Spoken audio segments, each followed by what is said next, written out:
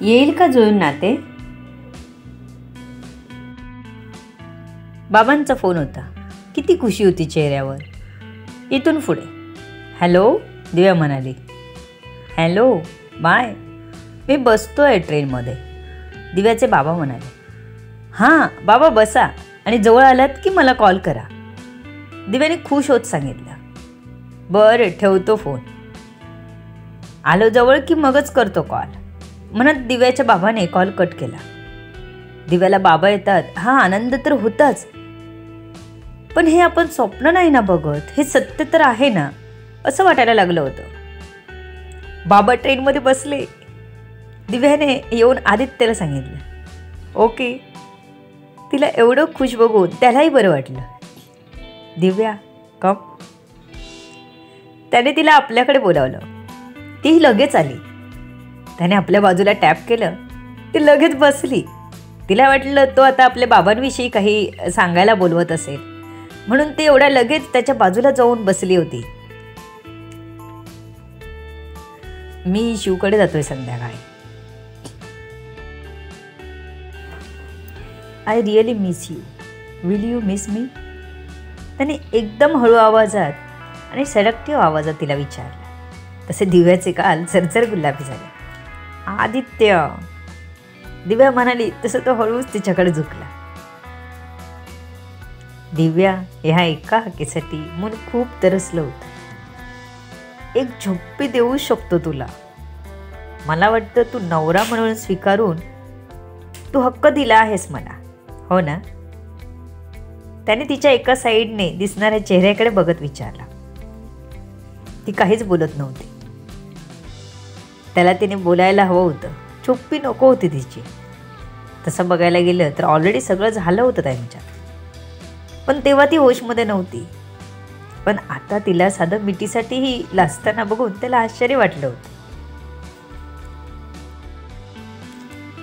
पण तिला माहीत होतं इतके वेळा तिला सावरण्यासाठी मारलेली मिठी वेगळी आणि आता बायको म्हणून एका भावनेने मारलेली मिठी वेगळी. ती नक्कीच वेगळी असणार होती. तिच्या हृदयाची धडधड खूप वाढली होती. त्याने आपल्या एका बोटाने तिची हनवटी स्वतःकडे वळवली. तिने त्याच्या डोळ्यात बघायचं टाळलं. ती इकडे तिकडे बघत होती. त्याच्या डोळ्यात बघायची भीती वाटत होती. पोटात गोळा चालल्याचं जाणवलं. हनवटीवर जाणवणारं बोट, तो स्पर्श तिला सुखावं वाटत होता. पण लज्जेखातर ती त्याला जाणवू देणार नव्हती. दिव्या. तो असं म्हणाला की तिने त्याच्या डोळ्यात बघितलं.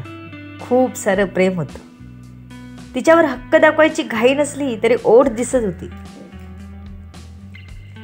त्याला तिच्याकडून रिस्पॉन्स हवा होता.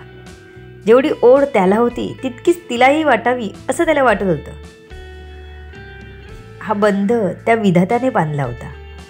म्हणूनच इतकी संकट आली तरी ते लग्न करू शकले होते. आणि आज तिचे बाबाही येत होते. त्यांचाही आशीर्वाद असणार होता. आज त्याला देवदर्शन करून त्यांच्या नव्या वाटचालीची सुरुवात करायची होती. अर्थात दिव्या तयार असती तर तिच्या मनाविरुद्ध त्याला काहीच नको होतं.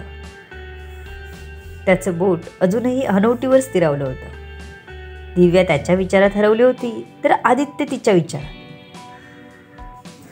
दोघांचे डोळे एकमेकांवर स्थिरावले होते. दरवाजावर नॉक झालं तसे दोघेही भानावर आले. नजर बाजूला करत आणि हात मागे घेत त्याने दीर्घ श्वास घेतला. येस कम इन, आदित्य म्हणाला. तशी मेरी नाश्ता घेऊन आत आली. दोघांना नाश्ता देऊन ती बाहेर निघून गेली. दिव्या.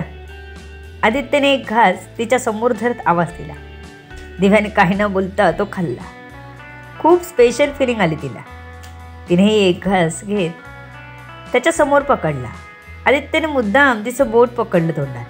Aditya, this is not fair, Divya म्हणाली. You know everything is fair in love and war. Aditya मिश्किल हसत म्हणाला. नो, दिव्या नाक मुरडत म्हणाले. तसं आदित्यने हळूच तिचं नाक पकडलं. तिने त्याच्या हातावर एक चपटी मारली. आदित्य मात्र तिच्याकडे बघत फक्त हसत होता. कारण तिची प्रत्येक छोटी हालचाली त्याला क्यूट वाटत होती. असं वाटत होतं असंच बघत राहावं. आदित्य गप्पपणे खा, नाहीतर आता मीच बाहेर जाईन, दिव्याने धमकी दिली. तसं आदित्यने तिच्याकडे बघत खायला सुरुवात केली. त्याचं एकटक बघणं दिव्याला जाणवत होतं आणि अंगावर शहारे येत होते. तू ब्लश करते म्हणून मला छान वाटते बघायला. आदित्य म्हणाला तसं दिव्याने ताट उचललं आणि उठली.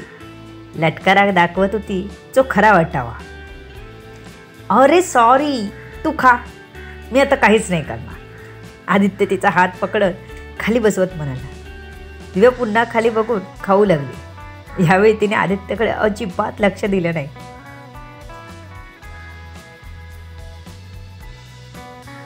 ती पटकन खाताना उठत होती. ते आदित्यला चांगलं वाटलं नाही, म्हणून त्याने तिची मस्करी करायचं बंद केलं. पण मध्ये मध्ये नजर तिच्यावर स्थिरावतच होती. तिने जेव्हा खायला सांगितलं तेव्हा लक्षात आलं त्याचे ओठ हलकेच रुंदावले. त्याने नाश्ता संपवला, उठून पुढच्या कामाला लागला. शिवला कॉल केला, सगळे अपडेट्स घेतले त्याच्याकडून.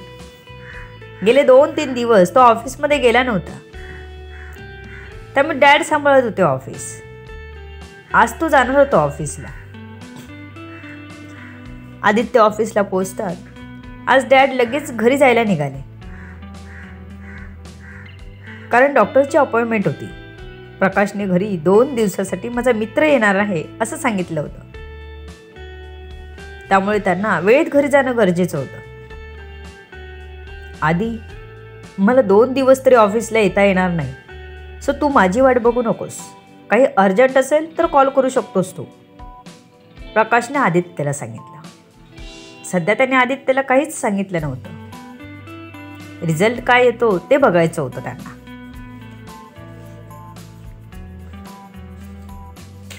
प्रकाश काही नीतांना डॉक्टर चेक करायला आले असं सांगणार नव्हते. ते घरी पोचले तर अजूनही डॉक्टर आले नव्हते, पण त्यांनी डॉक्टरांना कल्पना दिल्यामुळे काही प्लॅन केले होते. त्यांनी डॉक्टरांविषयी इत्थंभूत माहिती काढली होती. त्यांनी आपल्याविषयी गरजेची माहिती डॉक्टरांना सांगितली होती. जास्त बोंबाबोंब होणार नाही ह्याची काळजी घेतली होती. टर्म अँड कंडिशन ॲग्रीमेंट बनवलं होतं. इथली माहिती कुठेच बाहेर पडणार नाही ह्यासाठी त्यांनी खूप विश्वासातल्या माणसाच्या ओळखीतला डॉक्टर बघितला होता, कारण ह्यावर त्याच्या कंपनीचं नाव कोणीही बदनाम करू शकत होतं.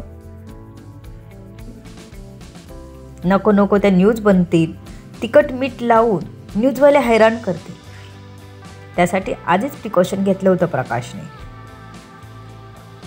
डॉक्टर तसे वयस्कर होते, अगदी प्रकाशचे मित्र शोभावे असे. डॉक्टर येताना दिसले तसे प्रकाश लगेच पुढे आले. अरे मधू, कसा आहेस? वहिनी आणि मुलं कशी आहेत? खोटी खोटी गळाभेट करत हसत प्रकाशने विचारलं. मी एकदम ठणठणीत आणि मस्त. तू कसा आहेस? वहिनी काय म्हणतात? डॉक्टरांनी नीताकडे बघून विचारलं. दोघांची विचारपूस करत ते आत आले. नीता प्रकाशचे फ्रेंड येणार म्हणून बाहेरच बसल्या होत्या, त्यामुळे त्यांना दाखवायला हे सगळं करणं गरजेचं होतं. सदा पाणी आण. नीताने लगेच ऑर्डर सोडली. तसं सदाने लगेच पाण्याने भरलेले ग्लास समोर धरले डॉक्टरांच्या. थँक्स म्हणत डॉक्टरांनी पाणी घेतलं. बस, प्रकाश म्हणाले. बाहेरच नीता बसल्या होत्या, तिथेच बसायला सांगितलं. हो म्हणत डॉक्टर तिथेच बसले. नॉर्मल संवाद साधता यावा म्हणून प्रकाशनेच बोलायला सुरुवात केली. खूप वर्षांनी रियुनियन करायचं ठरवलं आणि मला नंबर मिळाला मधूचा. त्याला लगेच बोलावलं. म्हटलं एकदा येऊन तर जा, मग आपणही जाऊ एकदा नीता यांच्या घरी, प्रकाश म्हणाले.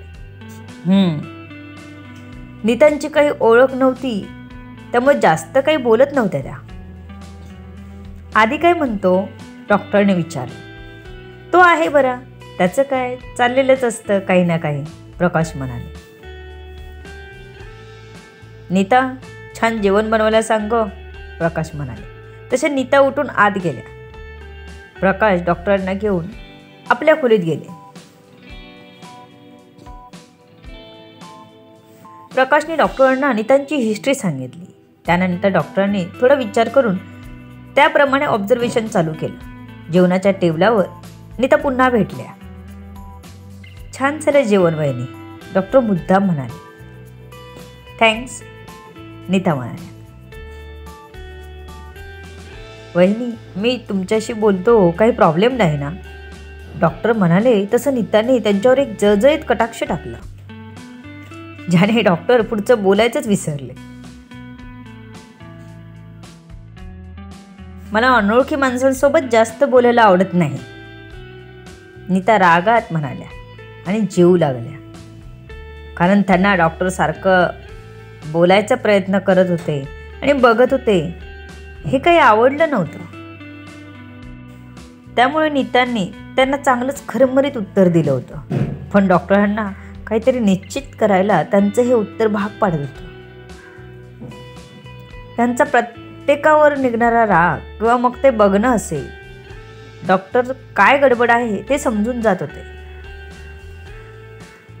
डायबिटीस चेक करायच्या नावाखाली रक्त घेण्यात आलं. काही टेस्ट करण्यात येणार होत्या नीतांच्या, त्यामुळे काही निष्कर्ष निघतील असं डॉक्टरांचं मत होतं. एकूण नीतांच्या वागण्यावरून त्यांना लक्षात आलं होतं. डॉक्टरांनी काही मेडिसिन लिहून दिल्या, जे नीतांना डायरेक्ट सांगता येणार नव्हतं. त्यांना ज्यूसमध्ये किंवा दुधामध्ये टाकून द्यावे लागणार होते. नीतांना जास्त झोप लागत नव्हती हे कधी प्रकाश यांच्या लक्षातच आलं नव्हतं. आता डॉक्टर काही गोष्टी सांगत होते तसं प्रकाश वागत होते. आज आदित्यचं मन ऑफिसमध्ये कमी आणि दिव्याजवळ जास्त होतं. त्याला एकही क्षण असं जात नव्हता की दिव्याची आठवण आली नाही, की तिचं ब्लश आठवला नाही, तिचं लाजणं आठवलं आणि तो गालात हसत होता फक्त. शिव मात्र त्याच्यातला बदल बघत होता. कामाला फर्स्ट प्रायोरिटी देणारा आदित्य आज चक्क टेबलवर पेनाने टकटक करत, गोल फिरवत, एक टक बघत कुठेतरी हरवत होता. त्याला उठून आत्ताच दिव्याकडे जावं असं वाटू लागलेलं. बॉस, सुजित हॉस्पिटलमधून सुटला आहे, तर आपण काय करू शकतो? शिव बोलला तसा आदित्य आपल्या वेगळ्या दुनियेतून ऑफिसमध्ये आला. बघतो. या क्षणी पटकन त्याला काही सुचलं नाही, कारण त्याचं मन आणि विचार दिव्यात हरवले होते. आदित्यने त्याचे प्रोजेक्ट कुठे आहे ते चेक केले, पार्टनर्सची लिस्ट मागवली. त्याला दिवाळखोरीत काढायचा विचार त्याच्या डोक्यात होता, त्याशिवाय तो वटणीवर येणार नव्हता. आदित्य त्याला जबरदस्त झटका द्यायच्या विचारात होता. त्याने प्लॅन केला होता डोक्यात. त्याला त्याच्या डॅडचे शब्द आठवले, सगळ्या बाजूनी कोंडी कर. पण आदित्यला त्याला कुठेच तोंड दाखवायच्या लायकीचा ठेवायचा नव्हता.